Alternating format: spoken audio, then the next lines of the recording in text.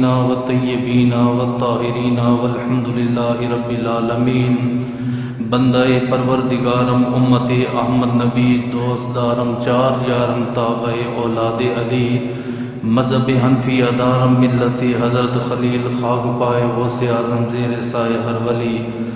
ان اللہ و ملائکتہ یصلون علی النبی یا ایھا الذین آمنوا صلوا علیہ وسلموا تسلیما. میرے ساتھ بآواز بلند درود و سلام کا نذرانہ پیش کریں.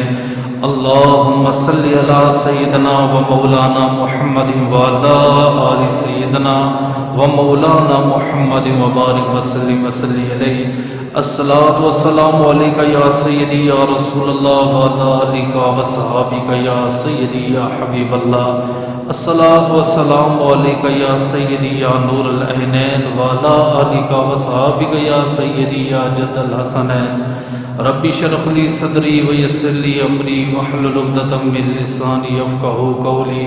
تمام تعریفیں تمام حمد و ثنا اس ذات کے لیے، وہ ذات جو خالق کائنات بھی ہے، مالک کائنات بھی ہے، رب العالمین بھی ہے، احسن الخالقین بھی ہے. ان اللہ علی کل شیء قدیر کی حمد و ثنا کے بعد حضور سرور کونین نبی الحرمین صاحب مشرقین والمغربین حضور نور مجسم شفیع معظم تاجدار مدینہ راحت و قلب و سینہ صاحب معطر پسینہ باعث نزول سکینہ قائد المرسلین و خاتم النبیین احمد مجتبیٰ جناب محمد مصطفیٰ کے دربار گوہر بار دربار میں ہدیتاً تحفتاً عقیدتاً محبتاً نذرانہ درود شریف پڑھنے کے بعد دعا گو ہوں کہ میرا پڑھنا اور آپ کا سننا اللہ پاک اپنے دربار علم ازل میں قبول و منظور فرمائے. اللہ پاک امام الانبیاء کے وسیلہ جلیلہ سے ہم تمام مسلمانوں کو اپنے گھر بیت اللہ اور گنبد خضرا کا دیدار نصیب فرمائے. میرے سمیت جتنے احباب قریب سے بعید سے دور سے قرب و جوار سے تشریف لائے، ان کا آنا ان کا بیٹھنا میرا پڑھنا اپنی پاک بارگاہ علم ازل میں قبول و منظور فرمائے. اللہ پاک اپنی عظیم الشان کتاب قرآن پاک فرقان حمید برہان رشید میں حضور علیہ الصلوۃ والسلام کی معراج کا ذکر فرما رہا ہے.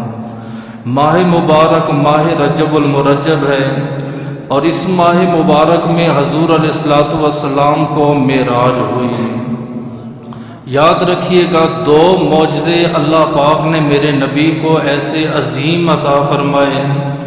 سائنسدان اگر ساری زندگی تحقیق کرتا رہے، کاتب ساری زندگی قلم چلاتا رہے، واعظ ساری زندگی واعظ کرتا رہے، استاد ساری زندگی ان کو پڑھاتا رہے، استاد کے الفاظ ختم ہو جائیں گے، کاتب کے قلم کی سیاہی خشک ہو جائے گی، واعظ کرنے والے کا علم ختم ہو جائے گا، تحقیق کرنے والوں کی تحقیق کی انتہا ہو سکتی ہے، لیکن کوئی بندہ ان دو معجزوں کی نہ ابتدا کو پہنچ سکتا ہے نہ انتہا کو پہنچ سکتا ہے. علماء سے پوچھا گیا وہ دو معجزے ہیں کون سے؟ فرمائے ایک میرے مصطفیٰ کا قرآن ہے، دوسرا میرے مصطفیٰ کی معراج ہے.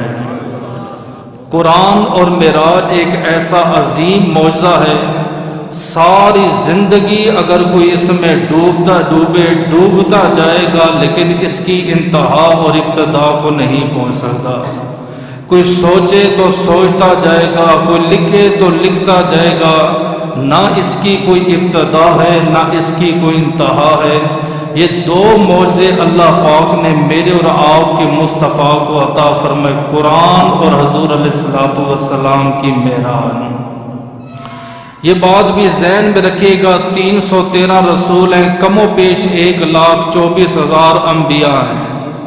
باقی نبیوں کو باقی رسولوں کو بھی معراج ہوئی، صرف ہمارے نبی کو نہیں. لیکن ان کے اور ہمارے نبی کے معراج میں زمین آسمان کا فرق ہے. اسی لیے میں نے ماقبل میں کہا معجزہ معراج کوئی عقل کا نام نہیں ہے، عقل میں آنے والی چیز نہیں ہے. سائنس بھی اس پہ جو ہے جواب دے چکی ہے، لکھنے والوں کے قلم خشک ہو چکے ہیں، سوچنے والوں کی سوچ ختم ہو چکی ہے، کیونکہ معراج 1.25 لاکھ نبیوں کو ہوئی، میرے اور آپ کے نبی کو ہوئی۔ فرق کیا ہے؟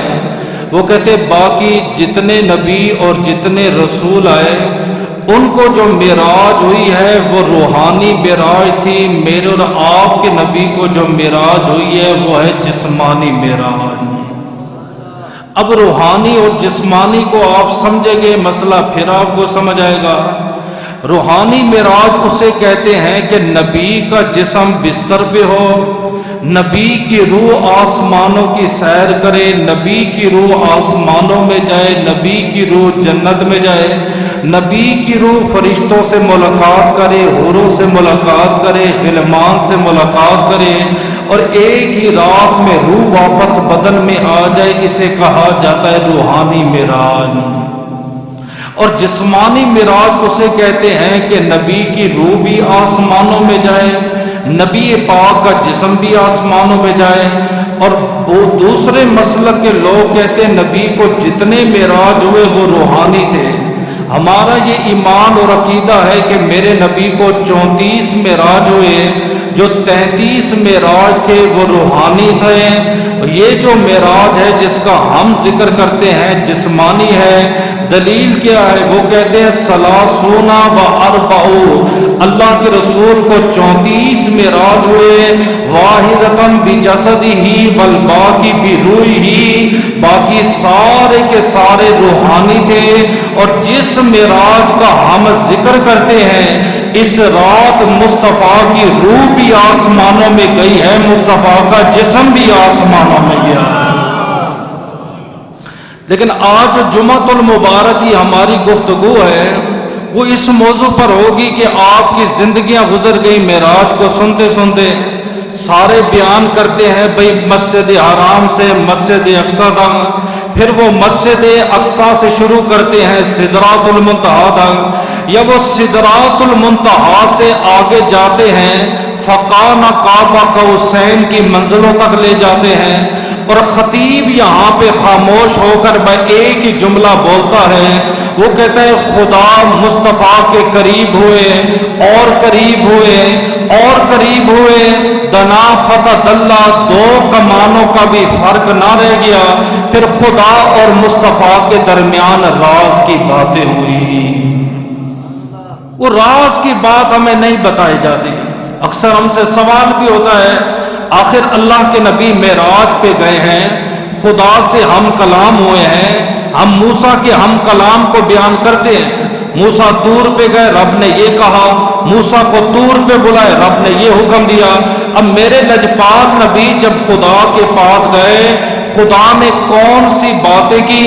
ان میں سے بعض وہ ہیں جو نبی کے ساتھ راز رہا، بعض وہ ہیں جو اللہ کے رسول نے اپنے صحابہ کو بیان کی۔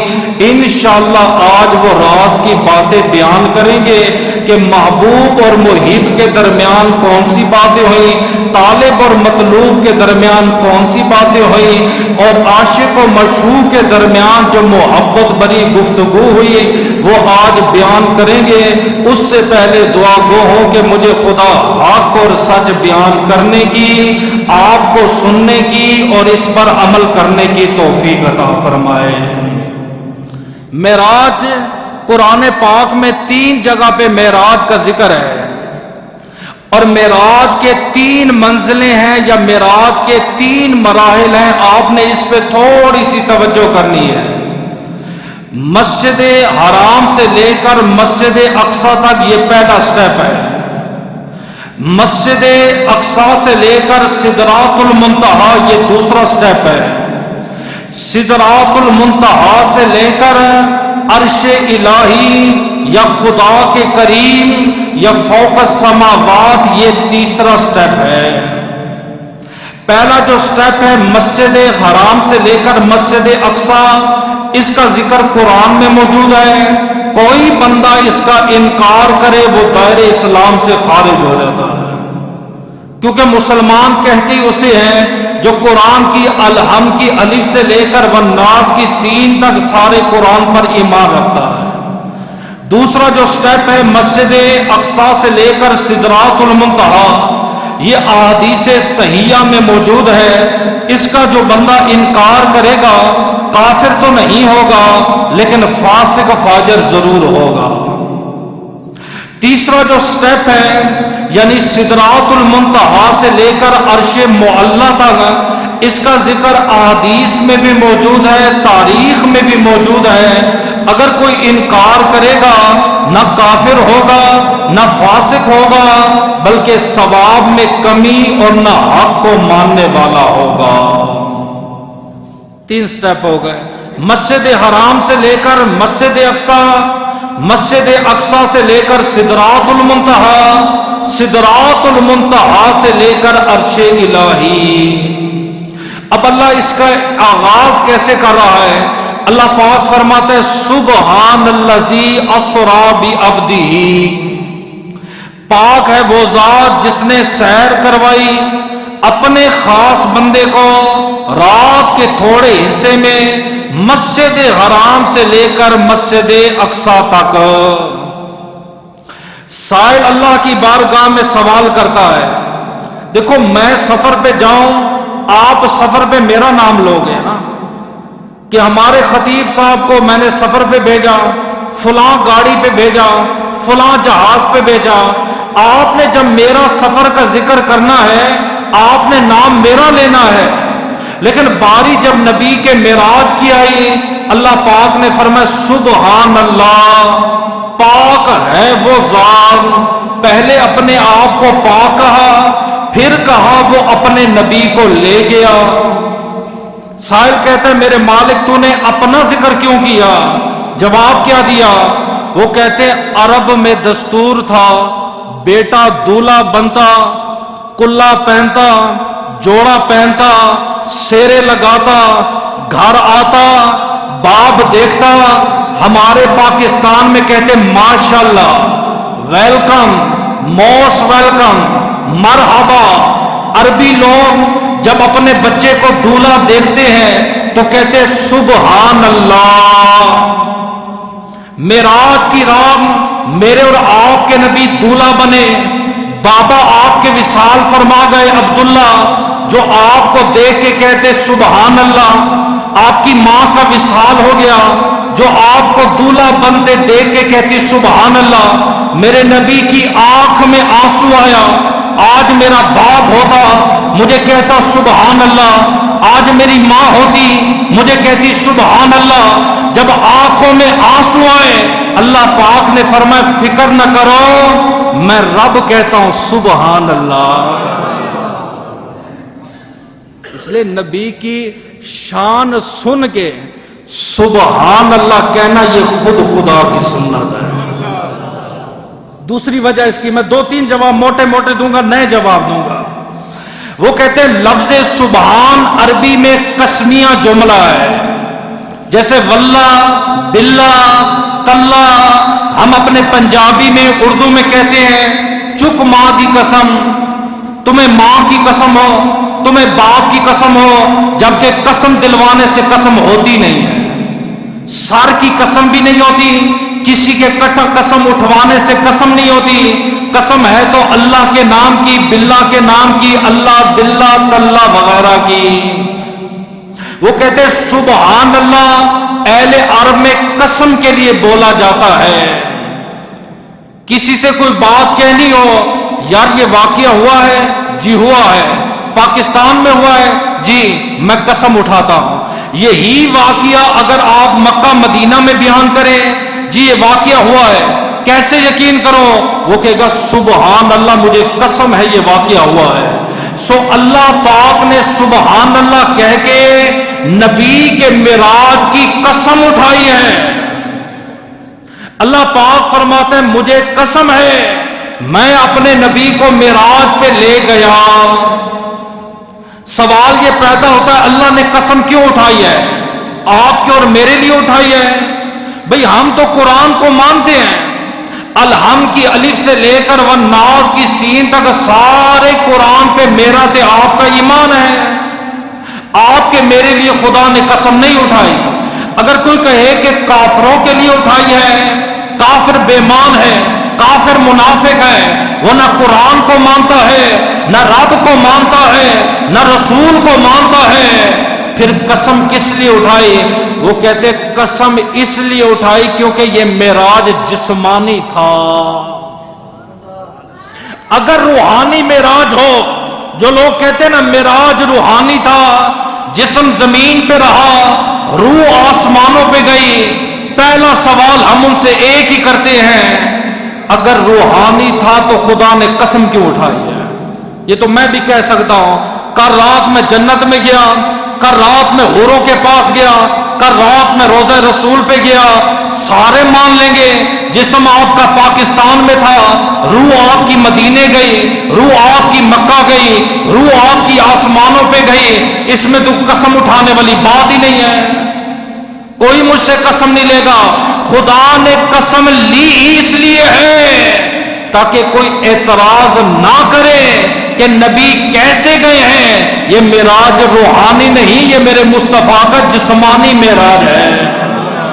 ایک اور بات میں آپ کو بتاؤں، تھوڑا اپنے دماغ کا لیول تھوڑا سا اونچا کریں، کسی سے سوال کریں معراج ہے کیا، وہ کہے گا معراج نبی کا معجزہ ہے، اسے کو ٹھیک ہے ساری لڑائی جھگڑے ختم ہو جائیں گے، آپ صرف مجھے معجزے کی ڈیفینیشن، معجزے کی مختصر سی تعریف کر کے دیں۔ معجزہ اسے کہتے ہیں جو انسان کی عقل میں نہ آئے، جو عقل میں آئے وہ معجزہ نہیں، جو عقل میں نہ آئے وہی معجزہ ہوتا ہے۔ اسے کو دیکھو، اگر آپ کہتے ہو کہ معراج ہے روحانی، عقل میں آتا ہے کہ نبی کا جسم زمین پہ رہا، روح آسمانوں پہ گئی، عقل مانتی ہے، اولیاء کی روح آسمانوں پہ گئی، عقل مانتی ہے، علماء کی روح نے سیر کی، عقل مانتی ہے، تو جس کو عقل مانتی ہے وہ معجزہ ہی نہیں۔ اگر معجزہ ہے تو پھر مانو کہ عقل نہیں مانتی، اور جس کو عقل نہ مانے پھر ماننا پڑے گا نبی کی روح آسمانوں پہ نہیں، نبی کی روح نے بھی سیر کی ہے، میرے مصطفیٰ کے جسم نے بھی سیر کی ہے۔ اور بتا دو تاکہ آپ کو مزید سمجھ آ جائے، تھوڑا سا مزید سمجھ آ جائے۔ اللہ سے سائل نے سوال کیا، محبوب سفر پہ گئے ہیں، آپ نے کہا سبحان اللہ، میں پاک ہوں۔ اے اللہ تو نے اپنا نام کیوں لیا، نبی کا نام لے لیتا، کہہ دیتا میرا نبی پاک ہے، میرا رسول پاک ہے، اپنا ذکر کیوں کیا؟ جواب کیا ملا؟ جیسی میرے نبی معراج سے واپس آئے، آپ نے فرمایا سنو بھائی، ایک رات میں پہلے آسمان پہ، دوسرے آسمان پہ، تیسرے آسمان پہ، چوتھے آسمان پہ، 7 آسمانوں تک گیا، 8 جنتوں تک گیا، ملائکہ کو دیکھا، نمازیں لی، 45 معاف کی، 5 نمازیں لے کر راتوں رات زمین پہ آیا، بستر بھی گرم تھا، جس کنڈی سے دروازے سے گیا وہ کنڈی بھی ہل رہی تھی۔ ابو جہل نے پورے کافروں کی ٹیم بلا لی، نئے نئے مسلمان بھی تھے ان کو بھی بلا لیا، لو بھائی نبی کہتا ہے ایک رات میں بغیر جہاز کے، بغیر کسی واسطے کے، بغیر کسی وسیلے کے، ایک رات میں پہلے آسمان 500 سال کا سفر ہے، پھر موٹائی پھر 500 سال کا سفر ہے، پھر دوسرے تیسرے چوتھے پانچویں سدرۃ المنتہا، ایک رات میں۔ اللہ نے فرمایا ابو جہل سبحان اللہ، کائنات بنانے والا میں سبحان ہوں، زمینیں بنانے والا میں سبحان ہوں، آسمان بنانے والا میں سبحان ہوں، مشرق و مغرب بنانے والا میں سبحان ہوں، ملائکہ کو جنم دینے والا میں سبحان ہوں، نبیوں کو نبوت دینے والا میں سبحان ہوں، جنوں کو بلندی پہ اٹھانے والا میں سبحان ہوں، فرشتوں کو زمین پہ بھیجنے والا میں سبحان ہوں۔ فرمایا جو خدا جبریل کو بھیج سکتا ہے، جبریل کو اوپر بلا سکتا ہے، کیونکہ میں سبحان ہوں، میرے نبی نے دعویٰ ہی نہیں کیا کہ میں کیا ہوں، ارے دعویٰ تو میں خدا کر رہا ہوں کہ میں نبی کو لے کر گیا، اس لیے جو اعتراض کرنا ہے میرے اوپر اعتراض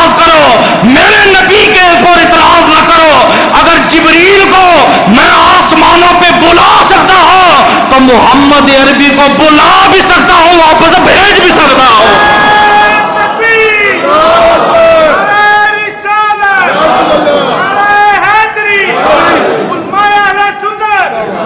اللہ پاک فرماتا ہے سبحان اللہ، میرے اوپر اعتراض کرو۔ نبی نے آج تک دعویٰ کیا ہی نہیں کہ میں معراج پہ گیا، میں لے کے گیا ہوں۔ ہاں میں نہیں لے کے جا سکتا، مجھ پہ اعتراض کرو۔ نبی جا سکتے نہیں جا سکتے وہ الگ مسئلہ ہے، لے کے جانے والا میں ہوں، میں سبحان ہوں، میرے اوپر اعتراض کرو، میرے نبی پر اعتراض نہ کرو۔ پھر میں نے شروع میں 2 معجزوں کا ذکر کیا تھا، پھر وہاں سے آ گیا ہوں۔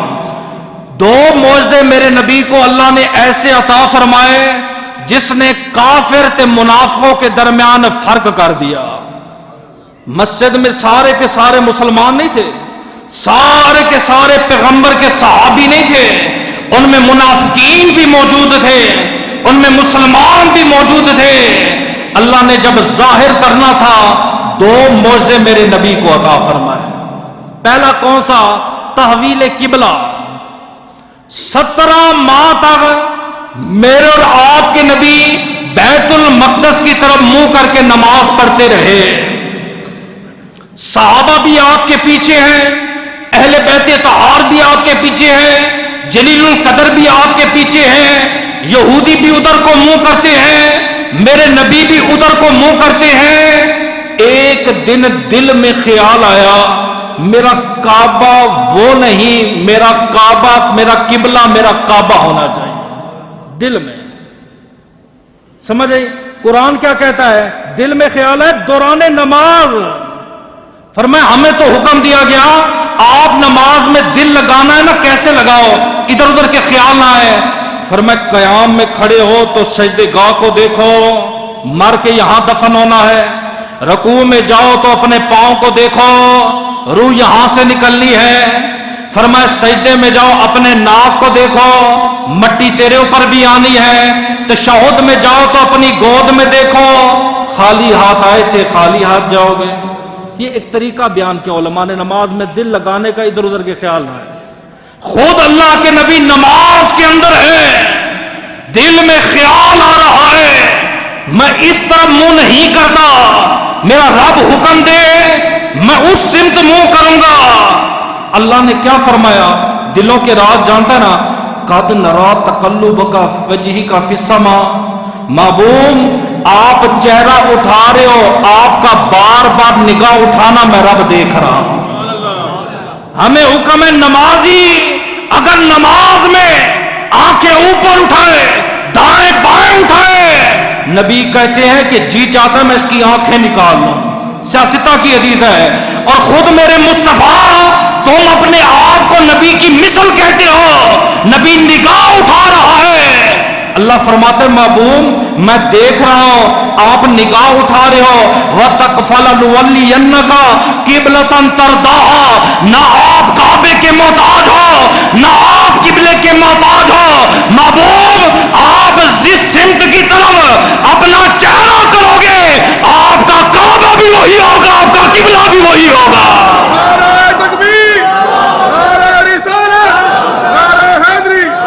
دوران نماز اصل وجہ کیا تھی؟ فرق کرنا تھا کہ نبی کو کون مانتا ہے، اوپر سے کون مانتا ہے، دل سے کون مانتا ہے۔ دوران نماز میرے نبی نے اپنا چہرہ پھیر دیا، اپنی گردن کو پھیر دیا، اپنے سینے کو پھیر دیا۔ جو منافقین تھے اس سمت پہ کھڑے رہے کہ نہیں نبی قبلے سے پھر گیا ہے، ہمارا قبلہ وہی ہے۔ جو مسلمان تھے انہوں نے دل میں کہا سونیا جس طرف چہرہ کرے گا تو جس سمت اپنا چہرہ کرے گا ہم اس سمت اپنا چہرہ کریں گے، کیونکہ جس سمت کو آپ اپنا کعبہ بنائیں گے ہمارا کعبہ بھی وہی ہوگا، ہمارا قبلہ بھی وہی ہوگا۔ یہ مسئلہ بلال سے کوئی پوچھے، فتح مکہ کے دن جب حضرت بلال آئے نا، حکم ہے آذان دی جائے، امام کا منہ جو ہے وہ قبلے کی جانب ہو، نماز پڑھائی جائے امام کا منہ قبلے کی جانب ہو، کعبے کی جانب ہو۔ لیکن آپ نے حرم پاک میں اگر نماز پڑھی ہے چاروں سمت میں نماز ہوتی ہے، سینٹر میں کعبہ ہے، اب فتح مکہ ہے، میرے نبی کے دیکھا اذان کا ٹائم ہے، بلال کعبے کی چھت پہ کھڑے ہو کر اذان دو، اب کھڑے کعبے پر ہیں، سمت تو کوئی تلاش کرنی ہے، بھائی میں ہوں تو میں قبلے کی جانب منہ کروں گا، اب جو بندہ کھڑا ہی کعبے کی چھت پہ ہے، میرے نبی طواف کر رہے ہیں، نبی ادھر کو جاتے ہیں، بلال ادھر کو چہرہ کرتے ہیں، نبی ادھر کو جاتے ہیں، بلال ادھر کو چہرہ کرتے ہیں، نبی آگے کو ہوتے ہیں، بلال آگے کو چہرہ کرتے ہیں، نبی پیچھے کو ہوتے ہیں، بلال پیچھے کو چہرہ کرتے ہیں، نیچے سے عرابی نے آواز دی، او بلالا تو کعبے کو کیوں نہیں دیکھتا؟ فرمایا یہ تو کعبہ ہے، میرا محمد کعبے کا بھی کعبہ ہے۔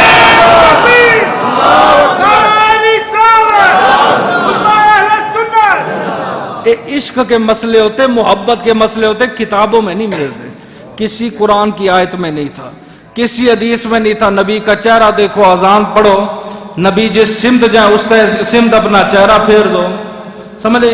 یہ دو معجزے۔ دوسرا معجزہ کون سا تھا؟ وہ کہتے ہیں دوسرا معجزہ ہے معراج کا۔ اس ٹائم اللہ نے فرق کر دیا تھا، وہ منافق کون ہے اور مسلمان کون ہے، آج یہ فرق آپ نے کرنا ہے۔ فرق کیسے ہوا سمجھے؟ یہ جب میرے نبی معراج سے واپس آئے، ابو جہل نے خوب مذاق اڑائے، خوب چرچے کیے، خوب گلے شکوے کیے، انہوں نے کہا جاؤ نا ذرا ابو بکر صدیق کو بلا کے لاؤ، جس نے نبوت کی پیٹھ کو مضبوط کیا ہے، اسلام کی بنیادوں کو مضبوط کیا ہے، اس بابا ابو بکر کو بلا کے لاؤ۔ حضرت ابو بکر صدیق آئے، ابو جہل نے دعویٰ کیا کیا، فرمایا کوئی بندہ کہے ایک رات میں آسمانوں پہ گیا، ایک رات میں جنتوں میں گیا، ایک رات میں 45 نمازیں معاف ہوئی، ایک رات میں مسجد اقصی گیا، ایک ہی رات میں سدرات المنتہا گیا، اور ایک ہی رات میں واپس آ گیا، ہو سکتا ہے؟ فرمایا نہیں ہو سکتا۔ ابو بکر صدیق پکی بات ہے کوئی یہ دعویٰ کرے؟ آپ نے فرمایا ہاں پکی بات ہے بھائی، کوئی نہیں جا سکتا۔ فرمایا ٹھیک ہے۔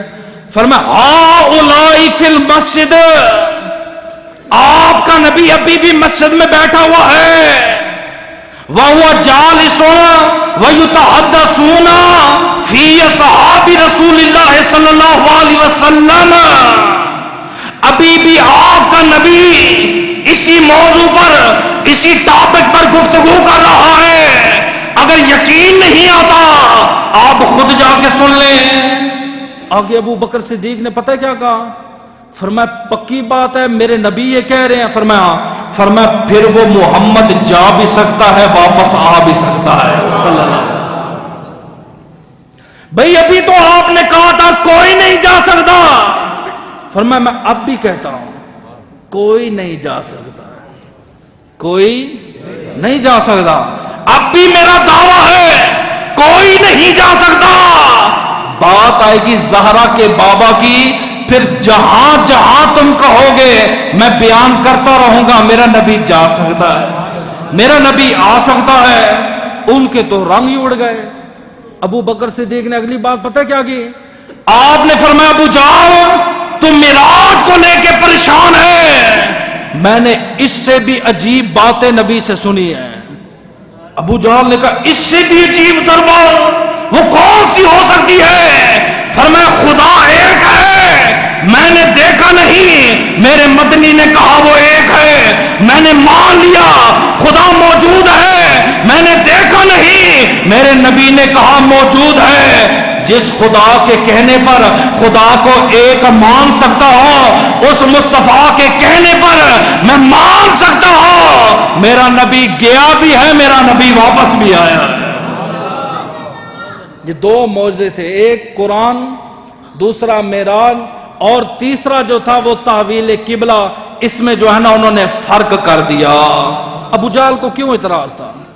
اگر دیکھیں روحانی معراج ہوتا ابو جہل کو کوئی اعتراض نہ تھا، روح تو سب کی جا سکتی تھی، اعتراض اسی لیے تھا یہ معراج روحانی نہیں، یہ معراج جسمانی تھا۔ آؤ چلتے ہیں معراج کے درمیان محبوب اور محب کے درمیان کون سی گفتگو ہوئی، طالب و مطلوب کے درمیان کون سی گفتگو ہوئی، عاشق و معشوق کے درمیان کون سی گفتگو ہوئی، یہ بیان کرنا یہ موضوع ہے۔ کہتے آتانی جبریل وقال یکریو علیک السلام، میرے پاس جبریل آئے، مجھے کہا آپ کا رب آپ کو سلام دے رہا ہے، اور سلام کے ساتھ یہ پیغام دے رہا ہے فیما یختصم الملائکہ فی ملأ الاعلی، اے حبیب آپ جانتے ہو کہ فرشتے ملأ الاعلی میں کس بات پہ بحث مباحثہ کر رہے ہیں معراج کی رات۔ قال لا ادری، آپ نے فرمایا جبریل میں نہیں جانتا، مجھے اس کے بارے میں علم نہیں، ملائکہ کس بات پہ کس ٹاپک کو لے کے آپس میں جا رہے ہیں۔ پھر کہتے فوادعوا یدعوا بین کتفیہ، اللہ نے اپنی شان کے مطابق اپنا دست قدرت میرے دو کندھوں کے درمیان رکھا، فوجدت بردن بین الثدیا، ہاتھ پیچھے رکھا، ٹھنڈک میں نے سینے میں محسوس کی۔ میں آپ کو کیسے سمجھاؤں، میں آپ کو مثال دوں۔ مولا علی شیر خدا کو نبی نے کہا یمن کا جج بناتا ہوں، آقا میرے پاس اتنا علم نہیں، میں فیصلے کرو، لوگوں کے مسئلے سنو، ان کا حل نکالو، فضربا او مرتا او ثلاثا، میرے نبی نے 3 مرتبہ اپنا ہاتھ علی کے سینے پہ مارا، کہتے خدا کی قسم آج تک کوئی غلط فیصلہ نہ ہوا، 3 مرتبہ نبی کا ہاتھ سینے پہ لگا، اگر نبی علی کے سینے پہ ہاتھ مارے، علی کے علم کا عالم یہ ہے خود خدا مصطفیٰ کی پیٹھ پہ ہاتھ لگائے۔ پھر ہوا کیا؟ فعلمت ما بین المشرق والمغرب، علم غیب پہ جو بھی اعتراض کرتا ہے ہم کہتے معراج کے بعد ایک حدیث دکھا دے، میرے نبی سے سوال ہوا ہو اور میرے نبی نے کہا کہ میں نہیں جانتا، فرمایا جب اللہ نے اپنا دست قدرت رکھا اپنی شان کے مطابق، فعلمت ما بین المشرق والمغرب، وفی روایت فعلمت ما بین السماوات والارض، فعلمت ما کان ما یکون، فتجلی لی کل شیء، فرمایا جب خدا نے ہاتھ رکھا جو کچھ آسمانوں میں ہے، جو کچھ زمینوں میں ہے، جو مشرق میں ہے، جو مغرب میں ہے، جو ہو چکا ہے، جو ہونے والا ہے، میں ایسے دیکھ رہا ہوں جیسے بندہ اپنے ہاتھ کی ہتھیلی کو دیکھتا ہے۔ جی پھر کیا ہوا؟ اللہ پاک نے نبی کو اپنے پاس بلایا، میں وہ 7 آسمانوں والا بیچ میں غائب کر رہا ہوں، وہ روز سنتے رہتے ہیں، مین مدے پہ آتے ہیں۔ کہتے ہیں نبی قریب ہوئے، خدا اور مصطفیٰ کے درمیان کلام ہوا۔ پہلا کلام کیا تھا؟ میرے نبی نے کہا اے اللہ تو نے جبریل کو 600 پر عطا فرمائے، مجھے اس کے بدلے میں تو نے کیا عطا فرمایا؟ جبریل نبی کا جوڑ نہیں ہے، حسد کے لیے بھی نبی نے سوال نہیں کیا، کیونکہ حسد عیب ہے، نبی عیبوں سے پاک اور صاف ہوتے ہیں۔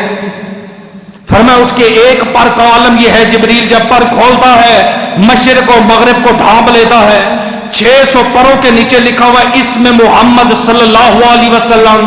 جب پرواز کو لے لیں، یوسف کو کنویں میں پھینکا گیا، جبریل سدرہ میں ہے، پروں پہ اٹھا لیا، جبریل نے دیکھا کہ یوسف کے کرتے کا ایک پلو بھی گیلا نہ ہوا۔ تو نے جبریل کو 600 پر عطا فرمائے، مجھے کیا عطا فرمایا؟ فرمایا حبیب میں نے آپ کی 6 لاکھ زلفیں عطا فرمائی ہے۔ وہ جبریل تھا جو پر کھولتا ہے، مشرق و مغرب کو ڈھانپ لیتا ہے۔ جب آپ اپنی زلفیں لے کر آؤ گے، آپ کی زلفیں آپ کے گناہگار امتیوں کو اپنی رحمت میں لپیٹ لیں گی۔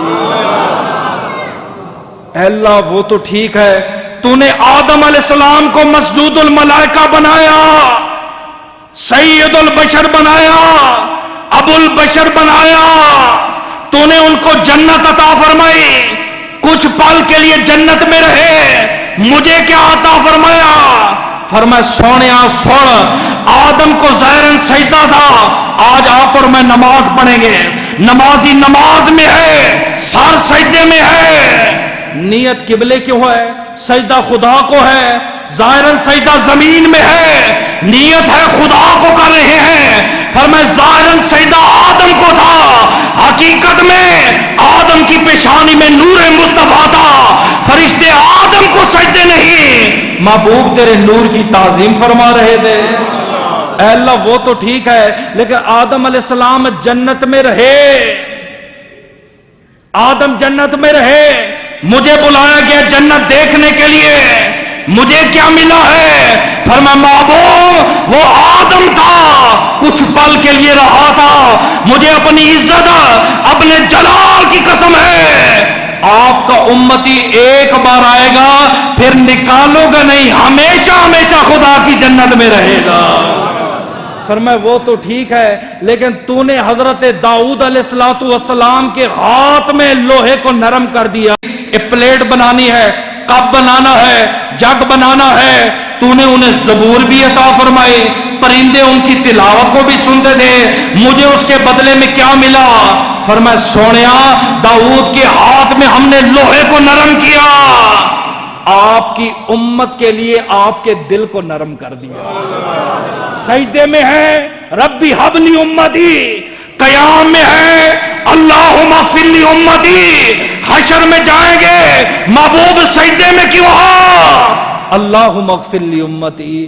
فرمایا آپ کا دل نرم کر دیا، اے اللہ تو نے حضرت داؤد علیہ السلام کو انجیل عطا فرمائی، مجھے کیا عطا فرمایا؟ محبوب میں نے آپ کو قرآن دیا ہے، قرآن میں سورہ انعام ہے، ایک باپ جو سورہ انعام پڑھے گا میں رب اسے 10 بار زبور پڑھنے کا ثواب عطا فرماؤں گا۔ اے اللہ وہ تو ٹھیک ہے، تو نے ابراہیم کو خلیل اللہ بنایا، ابراہیم پر آگ کو گل و گلزار کیا، مجھے بدلے میں کیا ملا؟ فرمایا وہ خلیل اللہ ہے، آپ حبیب اللہ ہو، ہم نے آپ کو پیدا کیا اور ہم نے کہا تھا وَيَا نَارُ كُونِي بَرْدًا وَسَلَامًا عَلَىٰ إِبْرَاهِيمَ۔ فرمایا تھی بھی دنیا کی آگ، ٹھنڈی کر دی، ہم نے جلائی، ہم نے ٹھنڈی کی، اور جہنم کی آگ فرمایا یہ کروڑوں آگ مل کے اس کے ایک قطرے کے برابر نہیں، وہ تو دنیا کی آگ تھی، ہم نے جلائی، ہم نے بجھا دی، مجھے قسم ہے اپنے عزت و جلال کی، جب آپ کا امتی آئے گا دوزخ کی آگ ایسے ٹھنڈی کروں گا جیسے ابراہیم علیہ السلام پر ٹھنڈی کی۔ اے اللہ وہ تو ٹھیک ہے، تو نے اسماعیل علیہ السلام کو دمبا عطا فرمایا، فدیے میں دمبا بن گیا، دمبا بھی جنتی ہے، اسماعیل بھی جنتی ہے، میری امت کو کیا ملا؟ اے امتیا تو نبی پہ درود نہیں پڑتا، لے آج حدیث سن کے جا، ابو داؤد میں بھی ہے، سیاستہ میں بھی ہے، معراج کی رات ہے، میرا سونا نبی خدا کے دربار میں ہے، سوال ہو رہا ہے مجھے کیا ملا؟ فرمایا فدیے میں اسماعیل کو دمبا ملا تھا، جو تیرے گناہگار امتی ہوں گے، گناہگار کو کوئی جرمانہ دینا پڑتا ہے، کوئی نہ کوئی فدیہ دینا پڑتا ہے، فرشتے کہیں گے اللہ یہ آخر الزمان نبی کا امتی ہے، اس کا فدیہ کیا ہونا چاہیے؟ اللہ پاک فرمائے گا ایک یہودی دے دو، ایک عیسائی دے دو، ایک نیچرل دے دو، ایک انگریز دے دو۔ فرمائے فدیہ ادا کرنا آپ کی امت کا کام ہے اور جنت ادا کرنا رب العالمین کا کام ہے۔ جی تیری میری فدیوں کی بات ہوتی رہی، تو معراج کا ہی منکر ہو گیا، جسمانی ہے کہ روحانی ہے؟ اگلی بات مجھے اور بڑا مزہ آیا، اللہ وہ تو ٹھیک ہے، تو نے موسیٰ علیہ السلام کو میں مکمل کرتا ہوں، موسیٰ علیہ السلام کو تو نے کلیم اللہ بنایا، مجھے کیا ملا؟ تو نے موسیٰ علیہ السلام کو طور پہ بلایا، مجھے کیا ملا؟ فرمایا وہ کلیم اللہ ہے، آپ حبیب اللہ ہو۔ اللہ فرق، فرمایا کلیم اسے کہتے ہیں جسے خدا طور پہ بلائے، دور سے پوچھے کیا حال ہے، طبیعت کیسی ہے، امت کیسی ہے، کلیم جو ہوا، فرمایا حبیب، فرمایا حبیب اسے کہتے ہیں جبریل کو کہ جبریل میرے سونے کے قدم چوم، اٹھا آسمانوں پہ لے کر آ، سدرا پہ لے کر آ، کعبہ کا حسین کی منزل پہ لے کر آ۔ جب نبی خدا کے قریب ہوئے آواز آئی کیف یا محمد فإن ربک یصلی، اے محمد ٹھہر جا۔ اے اللہ کیوں آگے نہیں آنا، کیوں؟ فرمایا آپ کا رب آپ پر درود پڑھ رہا ہے۔ کلیم تے حبیب میں یہ فرق ہے، کلیم سے دور سے بات ہو، حبیب کو پاس بلایا جاتا ہے۔ اے اللہ وہ تو ٹھیک ہے، تو نے عیسیٰ علیہ السلام کو انجیل عطا فرمائی، مجھے کیا عطا فرمایا؟ فرمایا اس کو انجیل عطا فرمائی، تجھے میں نے قرآن عطا فرمایا، قرآن میں سورہ اخلاص عطا فرمائی۔ امتی اگر ایک مرتبہ سورہ اخلاص پڑھے اللہ پاک اسے 10 بار انجیل پڑھنے کا ثواب عطا فرماتا ہے۔ لو بھئی پڑھ لو ایک بار، قل هو اللہ احد اللہ الصمد لم یلد ولم یولد ولم یکن لہ کفوا احد۔ دعا ہے کہ اللہ مل کی